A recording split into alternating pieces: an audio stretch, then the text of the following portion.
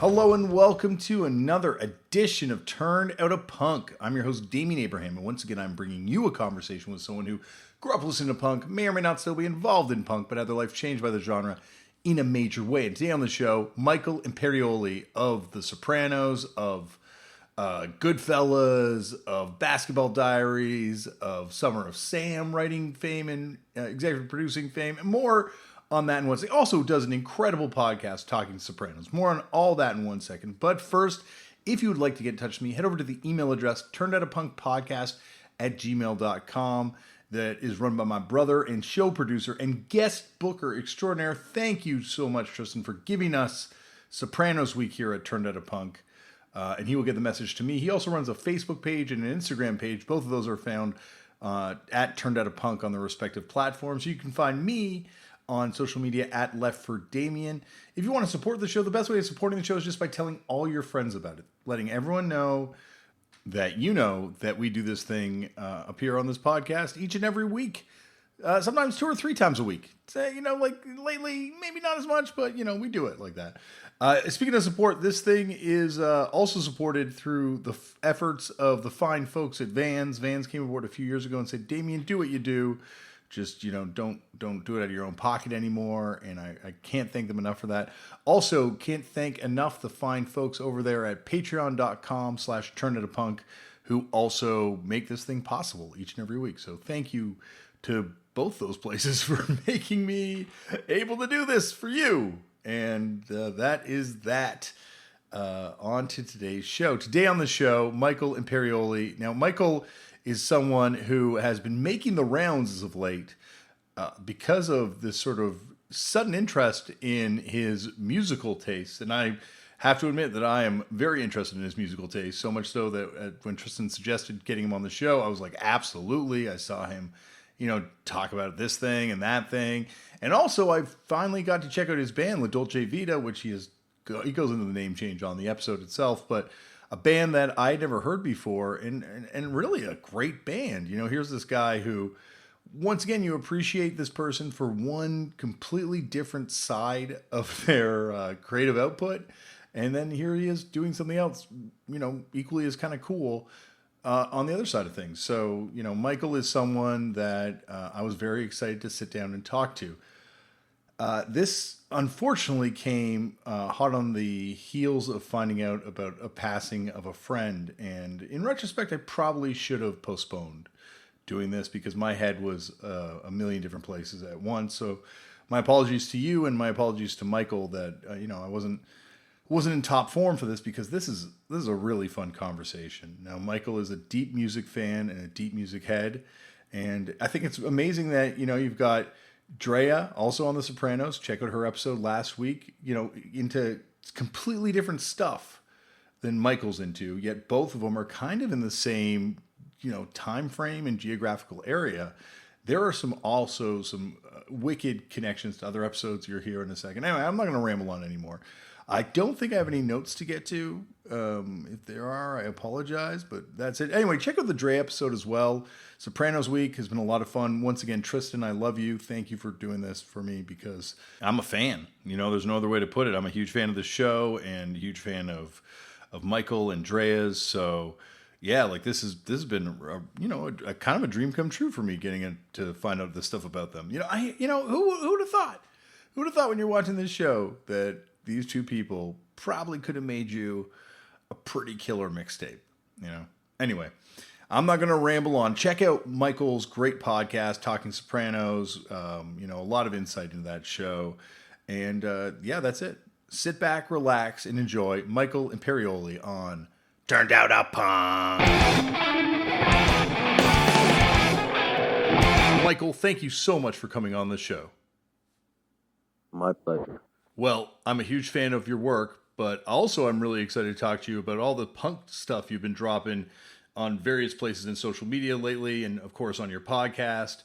But also, I want to talk to you about La Dolce Vita because I think more people need to check out this band, a fantastic band. But I got to start this thing the way they all start off, which is, Michael, how did you get into punk? Do you remember the first time you ever came across the genre? Well, the first time I came across it, I didn't know what it was, and I didn't even listen to it. There was a guy, when I was like 8 or 9, there was a guy in my neighborhood who had the first New York Dolls album, and I didn't really know what the hell it was. The cover, it was really not nothing I had really seen before, and nothing I really wanted to explore at the time. I remember I bought an issue of, I think it was Cream magazine. And I remember looking at pictures of these people that I had never heard of, like Iggy Pop, and when I was like 12, I was a really late bloomer when it came to music, Mhm. and I really was before during junior high and high. I really listened to like the Beatles and what was on the radio, or like AM radio, and then FM in high school, like classic rock stuff. Like I really was not. The first concert I ever went to was Jethro Tull. That's an awesome first show. That was a good show at Nassau Coliseum, Long Island. That was a really good show. And then I think I saw Journey on that big giant tour they had, the Frontiers tour or one of those tours. And then, so it really wasn't until when I finished high school, I went to New York City and started going to acting school. And I was in acting school with a lot of people who were mostly people who were older than me, because I graduated young. So I was like 17, and I was in school with people in their 20s, 30s, and 40s. But I had a friend who's a filmmaker, an indie filmmaker now. His name is Tom Gilroy, and he was a DJ at Boston College, and he had just graduated. So he had, and this was the early 80s, late 70s, and the college station there brought booked a lot of bands and put them on the radio and interviewed them when they came to Boston. So he knew a lot about, particularly now we're talking 83. So like, you're getting into the post-punk, Mhm. new wave almost area. And that was kind of my first exposure to like Echo and the Bunnymen, even U2, and the Smiths, a little bit like in 85 or 84. And it kind of started expanding from there and going backwards into the 70s and what happened in England, and particularly, and even more so in New York, because the New York punk scene is really what I am most passionate about.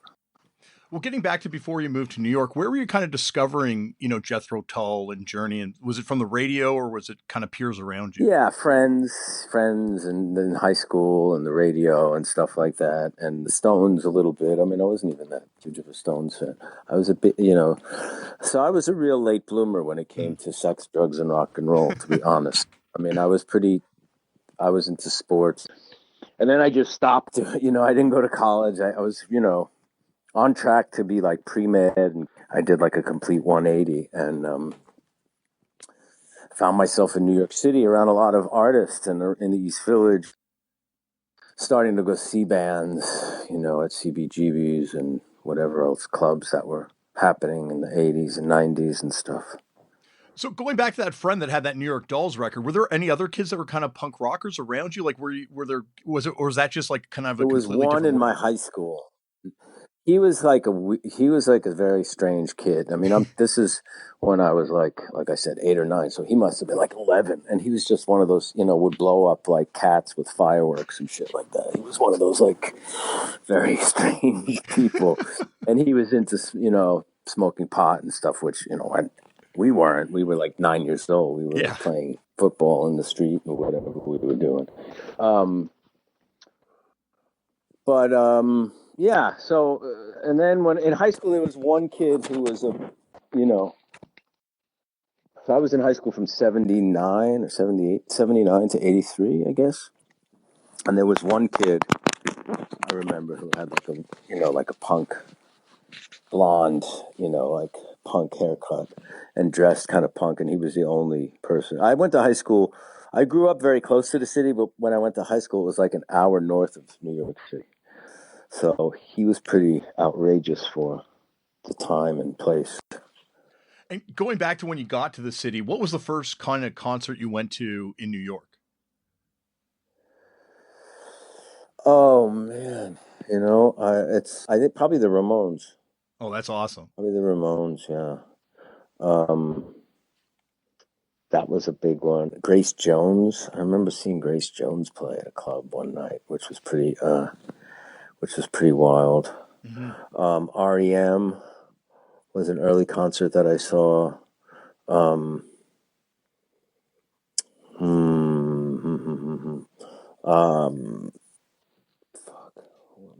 I'm so like spacing out right now. I'm blanking out. I saw a lot of bands were not known. Like I was going to a lot of clubs seeing bands that were just playing, you know what I mean? That, or friends bands and bands that never went anywhere. Um, Miracle Legion was a big band for me when I first saw them somewhere in the mid 80s at Maxwell's, which was a great club in Hoboken, New Jersey. Legendary club. Yeah. Well, we used to go see a lot of shows there, and Miracle Legion became a big favorite of mine. Echo and the Bunnymen was a bit. I saw them in New York. That was a big one. Talking Heads. That was a good show. And then, then it kind of moved into the more alternative scene, and I really started getting into it then with like the Pixies, Galaxy 500, and bands like that started getting, that as that wave started. The Smiths, I saw the Smiths in '86 on the Queen is Dead tour. No, that's That was awesome. pretty amazing. That was one of the best shows I remember. I bet. Well, you get to New York, it's such a fascinating time because it's post, like literally post punk, like, and it's kind of the arrival of that New York hardcore stuff. You also have obviously rap is huge, but you also have like stuff like no wave happening and like Yes. Gigi Allen. Like it's just such a melting pot of cultures of all types.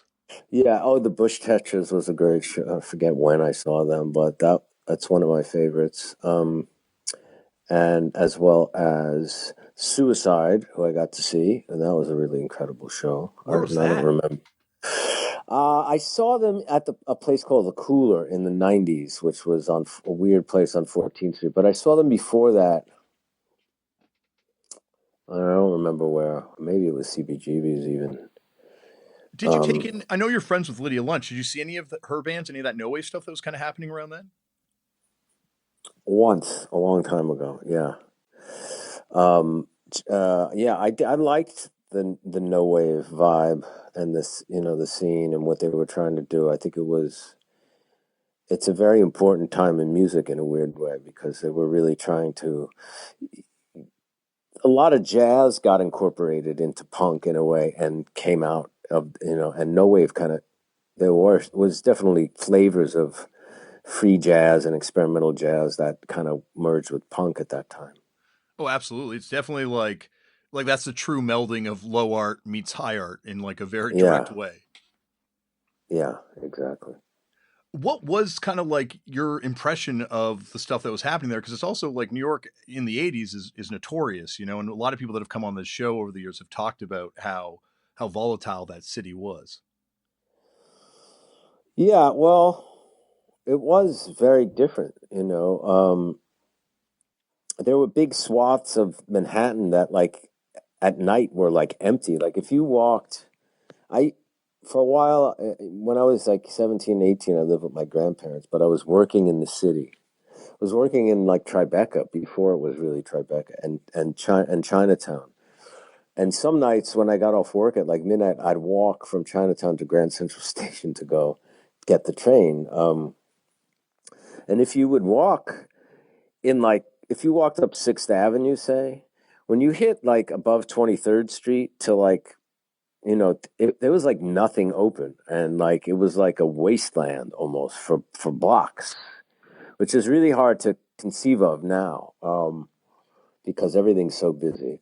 The interesting thing about the time in New York was that it wasn't homogenized, and each neighborhood, and I'm talking about Manhattan, like I didn't spend a lot of time in the other boroughs, to be honest.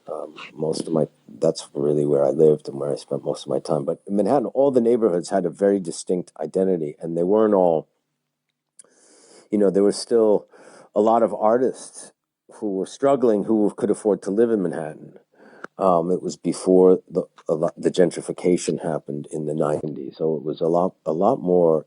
interesting in ways, in Manhattan at least. And then, I lived in Greenwich Village from like 89 through most of the 90s. And, in the 80s and 90s, the Greenwich Village was like decimated by AIDS, especially among the artistic community, theater community, music community, um, literature, poets and stuff. I mean, it was just like people dying all the time. I mean, it was um, the first apartment I lived in was on East 11th between B and C, and I lived there with John Ventimiglia for a little while, who was on The Sopranos in what was that, 86, and it was very, very dangerous neighborhood, and like cab drivers literally did not want to go there.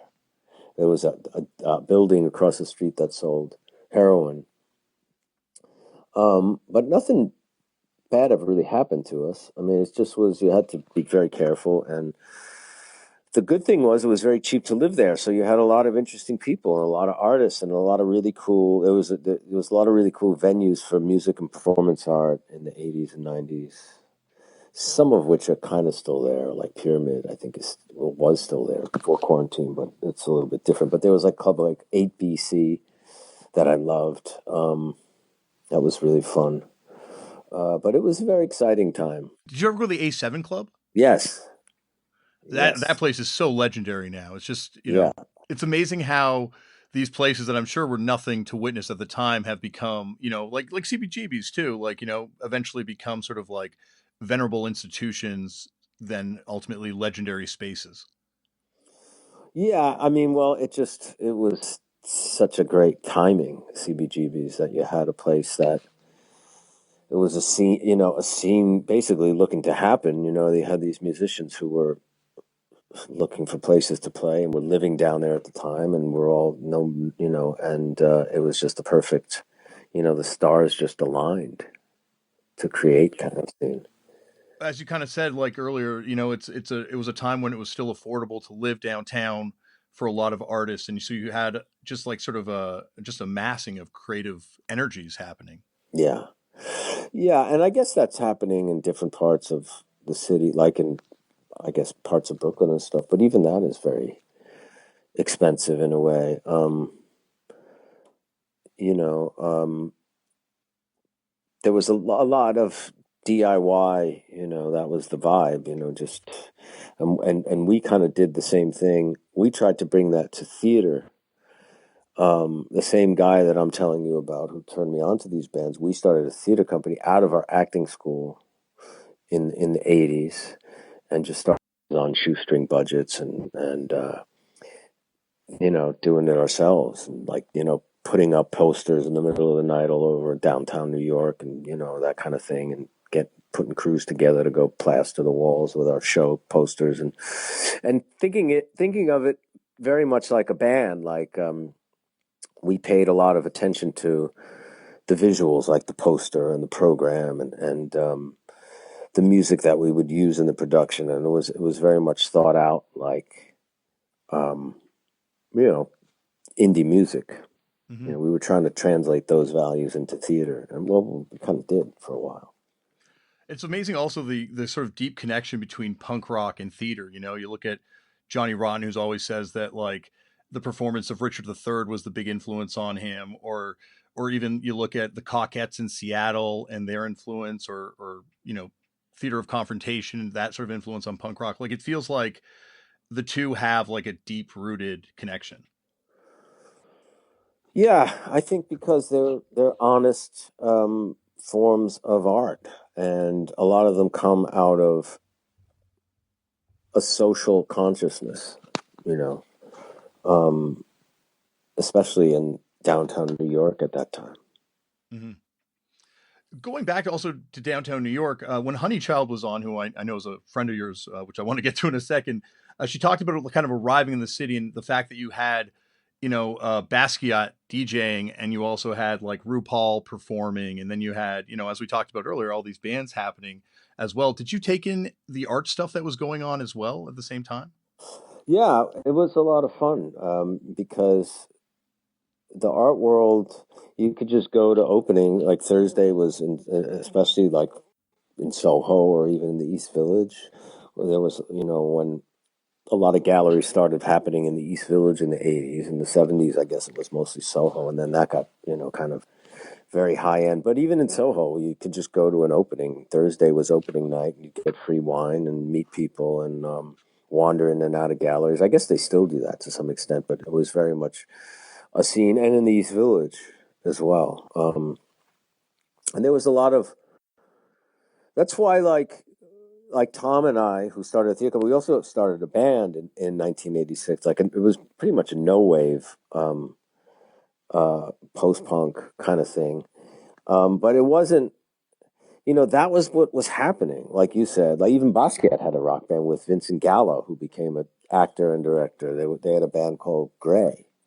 And nobody thought anything of that. That moving interdisciplinary like that was not a, once you become a celebrity and you do that, then people are very suspicious of you, which kind of happened with me after The Sopranos. But I was always doing all this stuff anyway, from right from the beginning, like writing and producing theater and making music and stuff. So I never really gave a shit what people thought later on anyway, because I felt like, well, I've always done this anyway. It's not just because now people know who I am, and I think I'm going to, suddenly do other things or whatever. But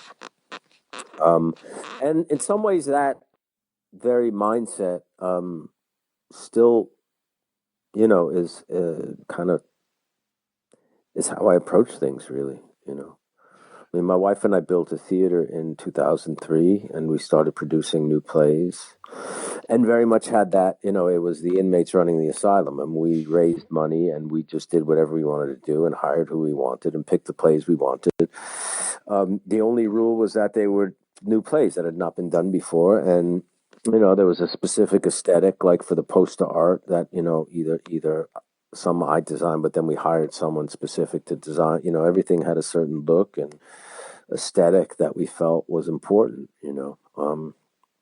And with indie film, I had a movie that I produced and starred in that came out earlier this year at the Metrograph called Cabaret Maxime, with a lot of actors.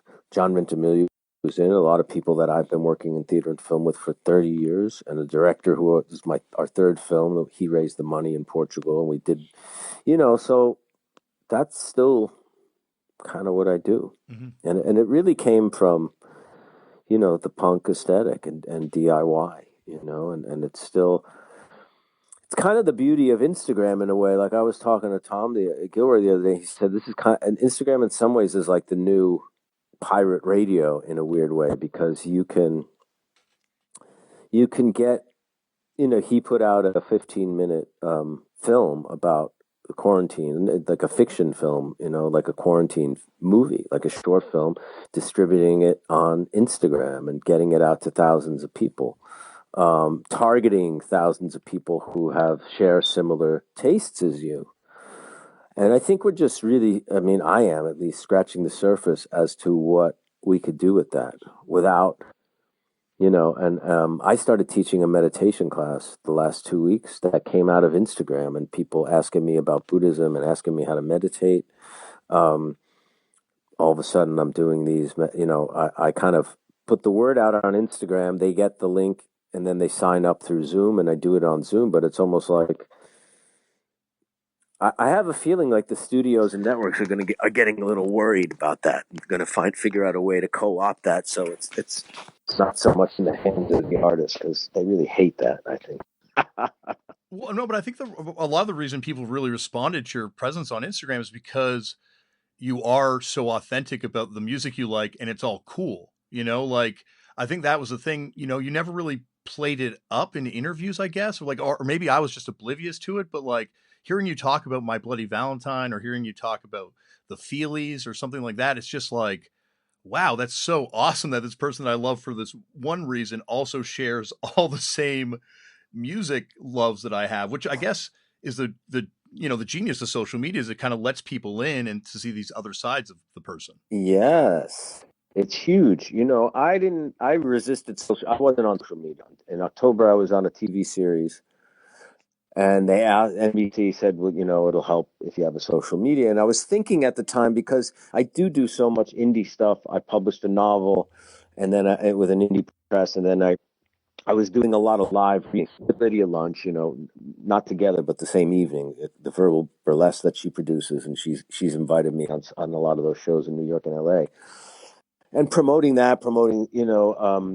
the indie movies that I was involved in and stuff. So I was like, well, maybe this will help. So I didn't know what the hell Instagram was. I was never on Twitter. I was never on Facebook. I wasn't really interested. I kind of looked at it as like a time waster. And then I said, well, what are you going to do with this? And I said, the only thing I feel like that's worth doing is just kind of turning people on to stuff that I love, artistically, like books, movies, and primarily music. So I was just like, that's what I'm going to do. And I think nobody ever really fucking asked me. I'll be honest. I've been interviewed over the years a million times for different, and most interviews don't. I don't know. Most interviewers don't know what the fuck they're doing. They don't do a lot of research. They ask the same fucking questions that everybody else asks, and I don't know. And it's I sometimes I'll do press. It's not. It's like it's always like, how was it like working with blah blah blah, or what was it like shooting in Prague, or did you think it was going to be hit when you did. So what I'm saying is that that a lot of interviews just their producers kind of come up with some questions. The interviews themselves don't do any research. Now there are a handful who do a lot of research and are very good, and really get thorough. I'm not talking everybody, but the majority, I'll say, don't do much work at all. They just get handed the questions and ask you these rote things and don't really know. It's an art that I think is actually very hard to do, and most people who do it don't know how to do it, I hate to say. So like I said, nobody ever really asked.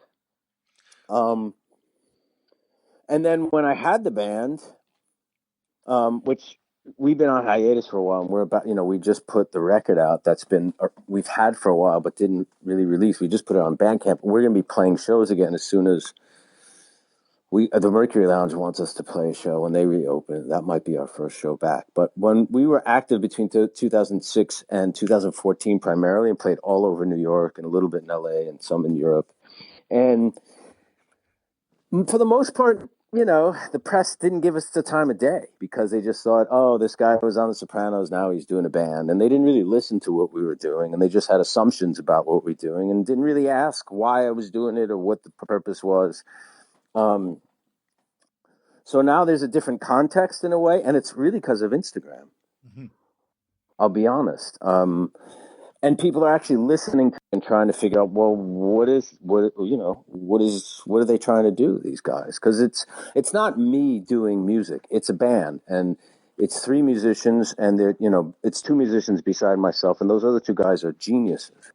And we write music together, and they're not backing my songs up. We're making music together, and that's the only way I want to do it. I have no interest in doing something on my own, solo or whatever. I love playing with those guys, and when we play together and when we write music together, something special happens. That's my feeling. Yeah, no, I think the record's fantastic, and I think the thing that really comes across in the guitars is not like that you're aping this sound, but like an influence of the Voidoids. Yeah, which is I love Robert Quine. I mean, I think he was maybe the greatest punk guitarist, period. 100%. I mean, I can't play like Robert Quine anywhere near that, but that whole flavor. I actually have one of Robert Quine's pedals. I have a MXR Blue Box that Quine owned, which I'm very attached to. But that flavor is there, no doubt. And it took us a long time to really figure out our sound in a way. Like when we started, we kind of started from the ground up in a weird way. The origins of the band were very weird. Like in 2005, I hadn't played in a band since the 90s. The last band I played in, I sang in and wrote some songs. And when I had to leave to start work, because I started getting busy in movies, and I was replaced by Brenda Souter, who was in the Feelies. Mm-hmm. It's a band that became Wild Carnation, and some of the songs that we wrote, they redid with her lyrics, but I'm kind of in touch with them a little bit, which is really cool. So I hadn't been in a band for a long time, but I was just really missing it, and I didn't know where to find musicians. So I was at a party, and I ran into a guy, Michael Ty, who was a guitarist with Jeff Buckley's band. But Michael was an actor a long time ago. So when Michael was 18, I was 25, movie together called Postcards from America, an indie movie. And Michael's younger brother played his character as a boy. His younger brother was Olmo, who was 8 years old. So I'm at this party, and for some reason I asked about Olmo. And Michael said, "Oh, Olmo's a drummer, and he works at the Strand bookstore." And I hadn't seen Olmo since he was 8 years old. I didn't know what kind of music he played. I didn't know what he was like. But I got it in my head I had to talk to Olmo. So I started going to the Strand, because in the Strand bookstore, they wear name tags. So I'm like, I'll just find Olmo because he's going to be wearing a name tag. Mm-hmm. Well, I couldn't find him. And I started going like once a week for a while and could not find Olmo. Finally, I asked someone. And he said, "Oh, yeah, he works in the warehouse." I wrote a note. I said, "It's Michael Imperioli. I ran into your brother. I'm looking to play music. I heard you're a drummer." So he calls me. He says, "Oh, my best friend from high school is a bass player." And that was it. And from the first minute, it was like, okay, yes, this was the smart move, calling this guy. But Elijah and Olmo are very, what I love about them is they're very, very distinctive. They're not just a rhythm section. They play their instrument as if their instrument is the lead instrument of the band. It's its own voice. It's not just, to support the chords or the melody of the song. It's an equal component, and they're very, very distinctive. And Elijah's also a songwriter, guitarist, and singer on his own, and has done some of his own stuff, and now is doing a lot of electronica, like the theme music for our podcast. He did a lot of the original scoring for a movie that I directed, and he's just they're geniuses. So a couple of years, but then there was one point where I was like, okay, I've kind of figured out. You have something in mind where you want to go, like when you start, and at some point we got there, sound wise, and that made me really happy. Oh, the band's fantastic. But you mentioned obviously the influence of Robert Klein and kind of, as you said off the top, the kind of period in New York, which is something that you kind of throughout your career, you've kind of been involved with, like I've Basketball Diaries, Summer of Sam, and of course your book, which you talked about too. What is it about that era, do you think? Yeah. There's a freedom to that era, and there's an energy and a passion, and there's an immediacy. There's a freshness, a newness. There's a danger to it. At least in my mind and how I see it, you know. Yeah, definitely. And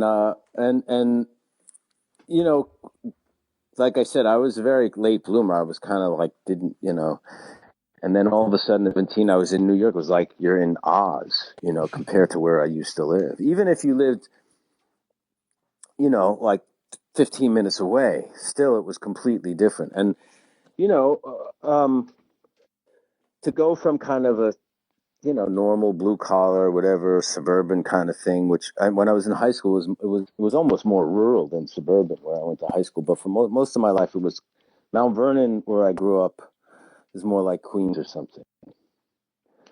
And then to be somewhere where people were artists and not afraid. I remember I was in an acting class, and this guy was doing an exercise, and he was talking about being gay, and I'd never heard someone talk about being gay. Where I came from, that you had to hide that, or it was dangerous. And just people having the freedom to be who they are and express themselves how they wanted. That was very exciting to me. At that time. I mean, it still is, but I mean, it was just for me, that kind of freedom of expression, and it just was exactly what I wanted. Going back to Basketball Diaries, how much was Jim Carroll kind of around when you guys were making that? I don't know if he was around. I never met him. You know, that was a bit of a disappointing experience. I mean, I liked working with Leonardo DiCaprio. I thought he was really fun and really good, but I wasn't too fond about the director. I didn't feel like he. I didn't feel like he really understood the material as well as he could have. To be honest, I think, you know, um, he wasn't from that world. You know, and to me, it showed. You know, or you don't have to be from that world, but you have to really, you know, not just on the surface of this, you know, kids who were taking drugs and getting into trouble and stuff like that. You know, um, I think Leo's performance is very good. I mean, he's an incredible actor, and he did a great job. And there was a lot of good actors, but I think that movie could have been, in the right hands, a much better movie. Had you like seen Jim Carroll play before, or had you been a fan of his work before that?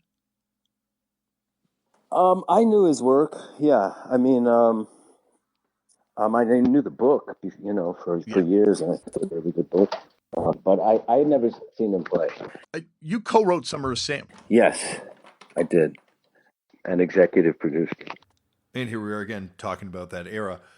What was it like trying to capture that era, on paper and then seeing that translated to the big screen? I think that movie holds up too. I really enjoyed it when it came out. Well, we saw the Metrograph did a 20th anniversary. 20th?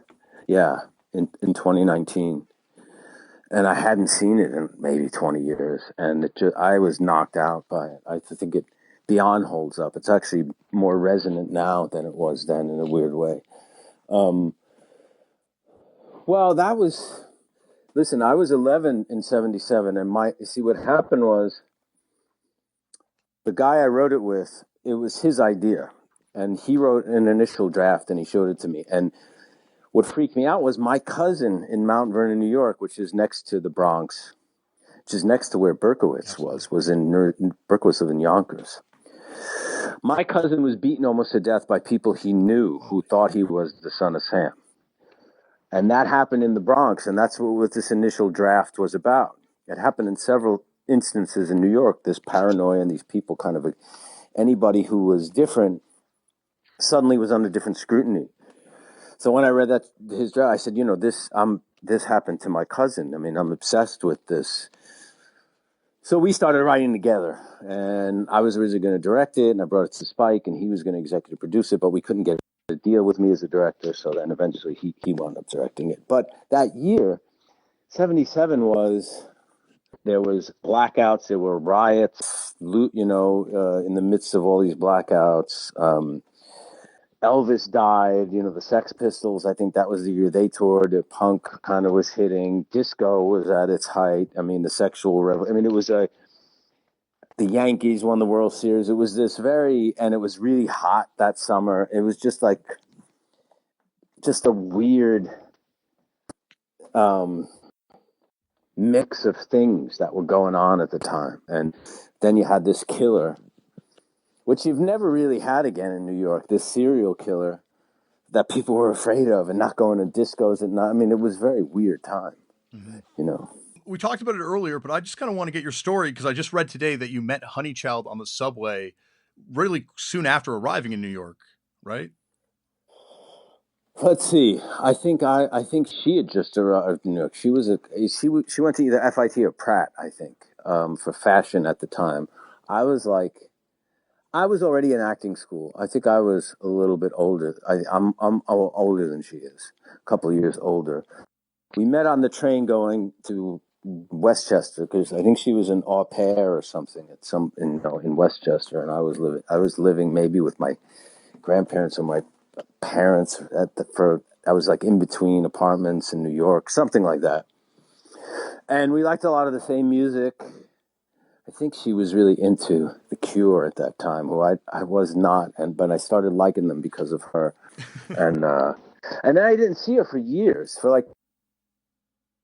I was at pianos I think we had just done a show, and then she didn't know we were there, and I went to the bar, and and then she came up to me, and I was like, and then she told me she was making music, and I started listening to her stuff, and I love her music. I think it's really honest and beautiful, and there's like an innocence to it and a rawness, and doesn't surprise me because she's was as a teenager just brilliant and inspired and unique. Well, it's just something about this kind of music or this culture that just attracts so many interesting people that wind up doing fascinating things. Like here, the two of you are, Jim Jarmusch, obviously as well. Like, there's just so many people that kind of come out of this and wind up doing fascinating things all over the map in pop culture. Yeah, it's I think as an art form and as an expression, you know, it punk can hold as much as you want to give it. It can be very it can be very like the Dictators and about wrestling and about very pop culture, comic booky type of, things, or it could get very intellectual and esoteric and, it could be, complex musically like television or, rhythmically like talking, it'll hold a lot of different, uh, a lot of different approaches. You know what I mean? Mm-hmm. And it can hold a lot of emotion. Going back to the Wild Carnation, did you guys play any shows? No, we never played shows. We just were writing, and I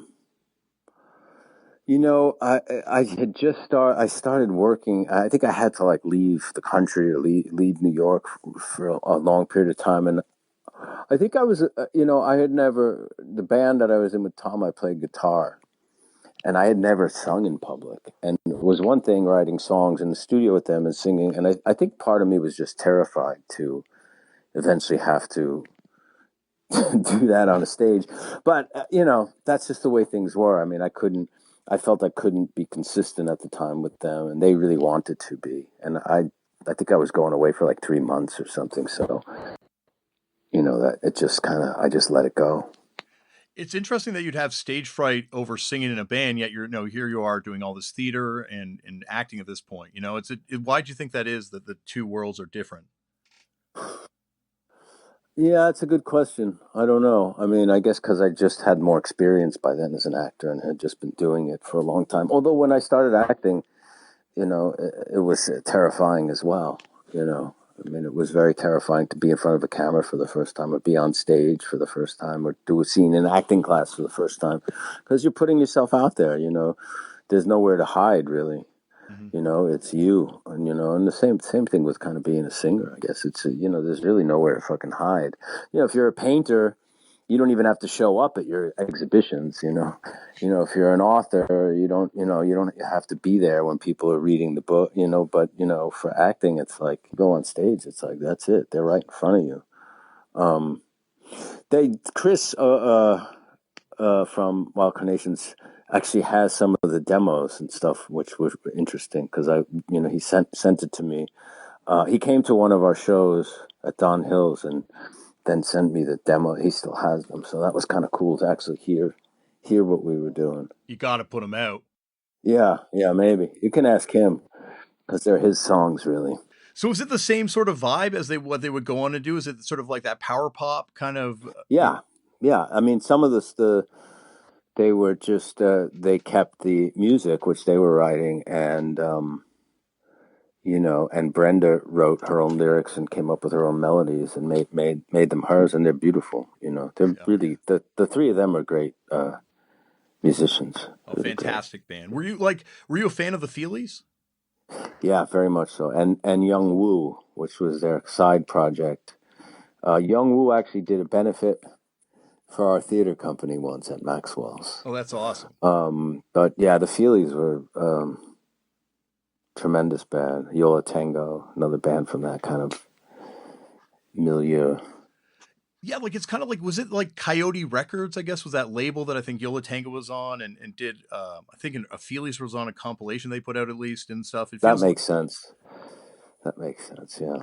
It feels like there's like a real distinct kind of sound to what was going on around Maxwell's around that time. Yeah, and it was, REM kind of fell into that. Yeah. Peter Buck was a big Feelies fan.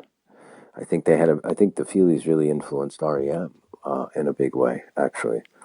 Um, but yeah, there's that sound, and then Galaxy 500 came a little bit after that, but that was a big band for me, and really influenced band sound. I mean, which we started out as La Dolce Vita, then we changed the name to Zopa, but called our album La Dolce Vita just to confuse things, confuse people. It's because La Dolce Vita, there were other bands called that, and it just didn't. So we just said, let's just call it something else. But I think we're when we play out, it'll just be Zopa. But the trio of Galaxy 500, the three of them were all very distinctive musicians. Like Naomi Yang, her bass playing, like her tone on bass and the way, her melodies and stuff were just very original. And Damon Krukowski, the way he used cymbals, man, was just, I remember just when the first couple of times I saw them, it really blew my mind. And the sound that they created as a trio was just so big, and simple, but big and potent. And definitely you could hear some of that in some of our songs. Yeah, there's like is that pre-Nirvana kind of American college rock or Yeah, alternative music back then? It's such an yeah, incredible sound. yeah. And it was important to us, at the time. You've opened for Guided by Voices before, right? We opened for Robert Pollard, Oh, Robert Partle, sorry, that's it. but not GBV. But we became friends, and he was generous enough to invite us to open. We were pretty early then. We hadn't done a lot of shows. It was a Bowery Ballroom. My wife and I had Robert Pollard's first art show at our theater, Studio Dante, which were a lot of the original collages that are his album covers and the original ones that he made, that they made the album covers off of, that we did an exhibition of all that stuff. Because all the artwork is his collage work, and it was the first art show that he ever had. So it was kind of like, we hosted him and he hosted us, so that was kind of cool. We also played with, we opened for Tommy Stinson at Bowery Electric, which was a real thrill for me. Played with Steve Conte a bunch of times.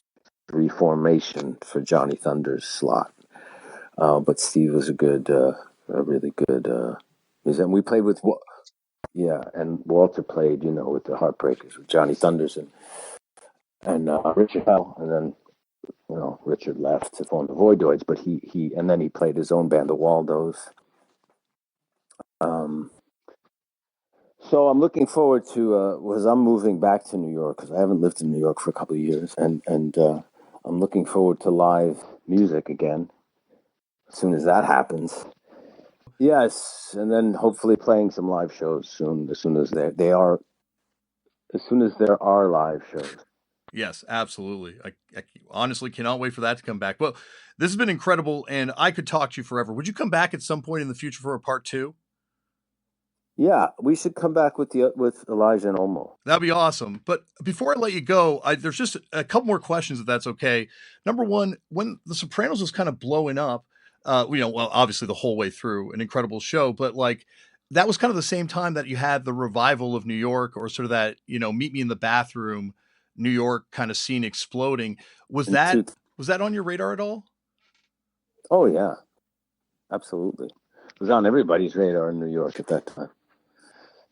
It was kind of what started me wanting to play again, because it just felt fresh again in New York, and it felt like good things were happening again. What about, as a former Matador recording artist, I got to ask you about Matador Records. What was Matador Records like? What band were you with on Matador? I sing in a band called Fucked Up. Ah, Fucked Up. Very cool. We put out 3 records on the label, but we're now on merge. Okay. So we're still, in the M indie rock family. But I was just fascinated about, like, that side of things. Were like Interpol and those bands, were they like something that was, were you a fan of that stuff at all, or is that, a revival of something you already saw? And the Strokes, Interpol. No, I think there was definitely, they were doing something that had a lot of spirit to it, I saw the Yeah Yeah Yeahs at Mercury Lounge before they, really blew up, and that kind of blew my mind. I thought that was really special. That was a really, I forget what year that was, maybe 2004, or right before the first album came out. But that was, you knew right away that there was something very original happening there, but just the way Nick plays guitar and her presence and delivery and all that. Yeah, absolutely. And Nick, once again, here's another person out of punk rock, played in a bunch of hardcore bands and punk bands over the years. It's like, that was almost like another punk revival.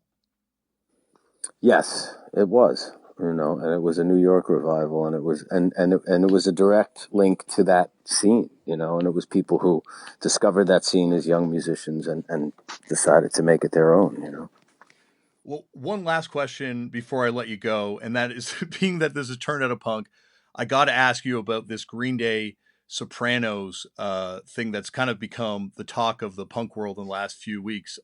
So weird, man. I posted a picture of me and Jim, right? Yeah. At a benefit. We were doing a benefit for my theater, and we were all signing a guitar. So I'm holding this. I think it's a Les Paul for him to sign, and Jim listened to, like, just on the comments, and I answer a lot of comments, but for better and for worse. And I said he liked Green Day, and they're like, really? And for some, yeah, because he was at work all the fucking time, so he spent a lot of time in his trailer. And he put in a turntable and big giant speakers. Most, movie set trailers has like they would have like a CD player or something, DVD player and, whatever system. He actually bought like a turntable and these big speakers and installed it somehow in his trailer. So he had vinyl in his trailer. And I remember one day, because we both liked Green Day, and he had Dookie, and we were just sitting there, listening, rocking out. And I told this fan, "You like Green Day?" I was like, "What record?" I said, he had the, and people were kind of like surprised. I guess, Jim and I were a lot closer in age than our characters were. We weren't that far apart, and we were both, you know what I mean? In the show, he's much more of a father figure, but in life, that wasn't our relationship by any stretch of the imagination. It was actually, when we first did the show, I was already married with 2 kids, and he was single and had no kids. Yeah. So, you know what I mean? So people, I guess, think they kind of confuse him with Tony Soprano and think he was, whatever they think Tony Soprano would listen to. So, and all of a sudden I started seeing these different, news outlets and music outlets picking up the story, which I found very bizarre. I don't know. It is kind of weird, but I guess it's kind of cool. Would you ever throw on like the television record or anything like that in there too? Well, I wasn't always hanging out in his trailer. I mean, I don't know that was his thing, but I had my own stuff that I would listen to in my trailer. But he, the idea of putting a turntable, having vinyl in there, never. I didn't spend as much time. Like, he practically lived there. You know what I mean? I didn't spend as much time on set as he did. I mean, although there were times when was there a lot, but that was practically like his house. I think it's the thing that is Green Day of all bands, and I think that's the thing that like sort of took off in punk rockers' imagination. Like, I wonder if he liked Rancid, or I wonder if he heard the Plunk record before that, or they were really huge at the time. Yeah, absolutely. Then they had the show on Broadway. It was a big time for Green Day, and so I don't think he was much. I don't think he was a huge punk fan. I don't remember him listening to other, maybe a little bit more mainstream rock than. Probably Green Day's like, that's the punkest or punkiest he got, probably. Yeah, of course. Well, anytime you want to come back here, Michael, and talk Green Day or Lydia Lunch, the door is always open. This has been incredible. All right, man. I appreciate it. Thank you, Michael, for coming on the show. And you heard right there, Michael will be back for a part 2 at some point in the near future. And there's a lot of stuff I should have asked him about. Miracle Legion. He brought up Miracle Legion. I didn't even go in on that. Incas Records, the label that put that out. Oh, I'm obsessed with it. Anyway. Thank you, Michael, for coming on the show. That was ridiculous. That was a lot of fun. And he'll be back for a part 2 at some point in the near future. Speaking of the near future, though, next episode of the show coming up this weekend, Joe Wong of the Trap Set and has an incredible podcast where he talks to drummers, an amazing drummer, has a brand new solo record out on Decca, produced by friend of the show, Mary Timoney. And this is a fantastic episode. I even remind him about being in a legendary garage rock band. It's a fun one. It's a good episode. Joe is someone who is an incredibly insightful person, and so kind of a dream guest to get on the show. We go deep. We got a lot of interesting opinions coming out of this one. This is a fun conversation that is coming up this weekend on the show, and more episodes next week, and then after that, and then after that, and then after that. So I got podcasts. We got Tristan and I keep coming up with podcasts. Remember, as always, Black Lives Matter. The lives of Indigenous people matter. Go out there, get informed, get involved, show up. It's a hugely important thing to do right now. Donate money, sign petitions, and just educate yourself. Go out there and do that. Sign your organ donor cards, because by the time they come looking for those organs, you're not going to need them, and it could save a life, Go out there and make your own culture. Anyone can do this shit. Start a zine. A zine might not be the most effective way to communicate right now, but do it. Actually start a zine. Zines are fucking amazing. I can't believe I'm talking shit about zines. I just finished organizing my zines. Start a zine, start a band, do whatever you can under the current conditions. Wear a mask and love each other. And I will see you next week on the show. Thank you for listening. Sopranos week. Amazing. Thank you, Tristan. All right. Love ya.